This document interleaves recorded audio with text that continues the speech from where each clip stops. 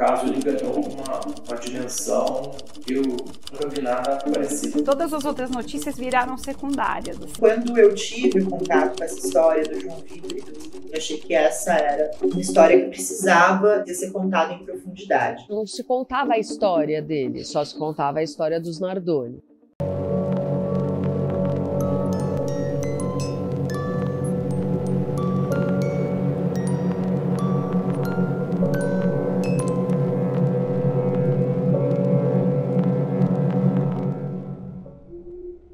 O caso em si foi divulgado, foi em busca de audiência. Então todos vieram aqui para pegar seu cunhão de audiência, de encher seus telejornais, nós de enchermos as nossas páginas, né? E depois fomos todos embora. O caso em si eu só lembro de ter visto num jornal, agora não lembro se foi a Folha ou o Estadão. Mas você não tem a foto dele, você não vê a cara. Quando você vê, a gente é muito imagético, né? Então, quando você vê aquilo que a cara, parece que aquela história ganha um rosto, assim. Você trata diferente aquilo. Mas o péssimo jornalismo policial, policialesco, tem o costume de tratar essas histórias como estatística, de objetificar essas vítimas. Mas você não humaniza. O crime aconteceu na madrugada de sexta para sábado em Ribeirão Pires, na Grande São Paulo. Os irmãos João Vitor Rodrigues, de 13 anos, e Igor Rodrigues, de 12, foram asfixiados, queimados e esquartejados com uma foice. A cobertura foi brutal. A polícia, num primeiro momento, estava bastante fechada, não queria passar muitas informações, mas com a repercussão que o caso tomou, você tinha muitos repórteres trabalhando nesse caso. Eu percebi que conforme os jornalistas foram dando detalhes e as pessoas foram se interessando, o caso cresceu de um jeito, né? Cada detalhe sobre os personagens envolvidos era notícia. Depois que eu saía do meu horário de trabalho, ia tomar um café na padaria, ou eu ia fazer compras, eu percebi as pessoas só falando sobre isso, né? Então, imagina a cena das pessoas na padaria, nossa, mas será que o casal matou, não matou? Nossa, que absurdo. O caso dos meninos de Ribeirão Pires, como a comprovação foi muito rápida e o caso não aconteceu assim, aconteceu numa cidade um pouco mais distante, não aconteceu em São Paulo, né? Se acontece em São Paulo, tem uma repercussão ainda maior. Então, eu acredito que não teve a repercussão do tamanho que merecia o caso. A mídia cobriu como um caso.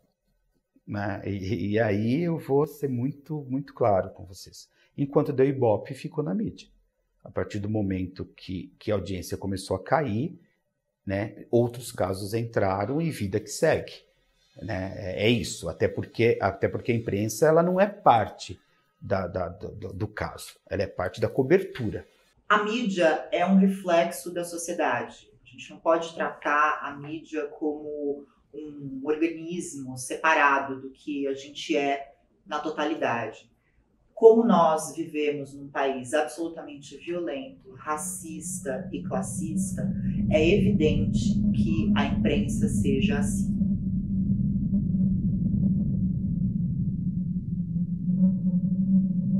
Toda vez que tem um caso midiático, a polícia ela trabalha diferente.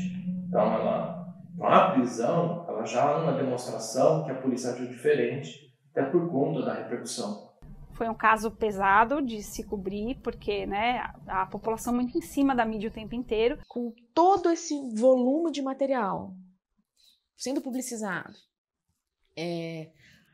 tantos detalhes e tão intensamente, eu acho que isso gera uma cobrança muito grande do judiciário. Isso eu acho que a mídia influencia sim, que é assim, poxa, se cobra uma ação do judiciário que talvez num crime com menos publicidade pudesse funcionar de forma diferente.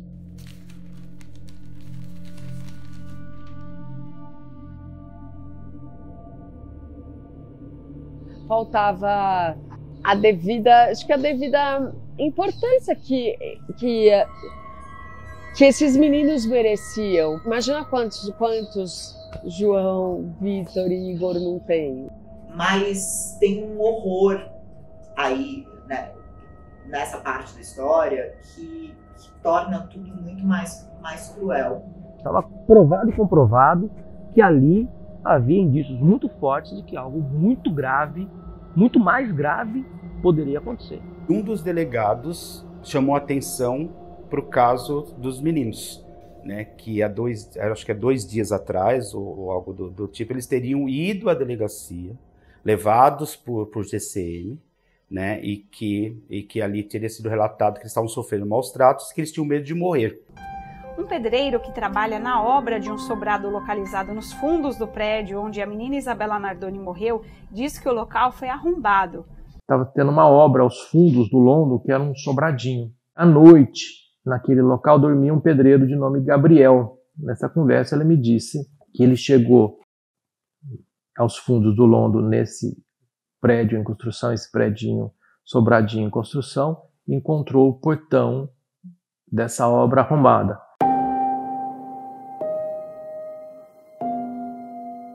Eu fico imaginando o esforço mental, psíquico e emocional que esses irmãos tiveram de ter para terem a coragem de entrar numa delegacia que é um ambiente tão inibidor, especialmente para meninos negros. O quanto que eles não se esforçaram para cruzar aquela porta, bater na sala do delegado e dizerem: por favor, eu não posso voltar para casa, meu irmão não pode voltar para casa, senão a gente vai morrer. Eu fico imaginando, assim, né? Você está vivendo uma situação extremamente angustiante.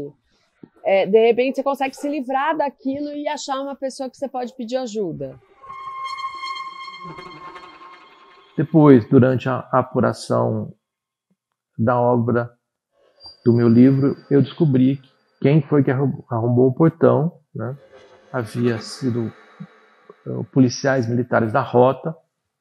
Agora, o que chama a atenção desse caso, Gabriel, é que os policiais do 9º DP pegaram esse pedreiro, levaram para lá, ficaram conversando com ele um tempo, e quando terminou essa conversa, levaram esse pedreiro para falar com os jornalistas, dizendo que o portão não havia sido arrombado, que ele não havia dado entrevista, embora tenha a gravação dessa entrevista, e a partir daquele momento ele passou a negar, inclusive para o juiz do caso, que tivesse arrombado, que algo diferente havia acontecido. Isso demonstra que a polícia, naquele momento, ela não estava exatamente investigando mais um crime.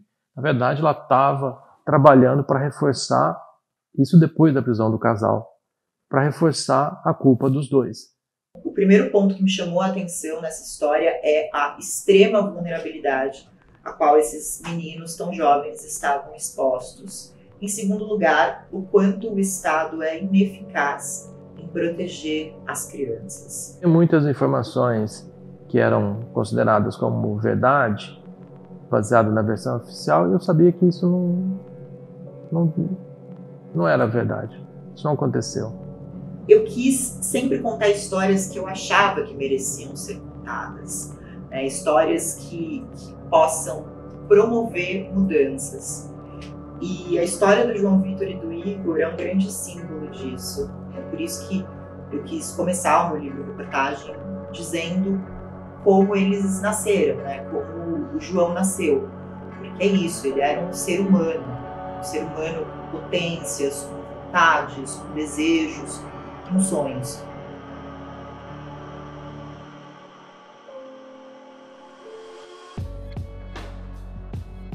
Na escola, porém, o núcleo pedagógico já notara que algo estranho acontecia. Os irmãos eram contidos demais, pareciam estar sempre. A vontade quase utópica de João Vitor era ter sua família unida. Desenhou sua própria figura, usando camiseta, calça e tênis, de mãos dadas com Cláudia. A mãe, ela não quer mais morar na mesma casa que nós, e a gente também não quer. É só isso.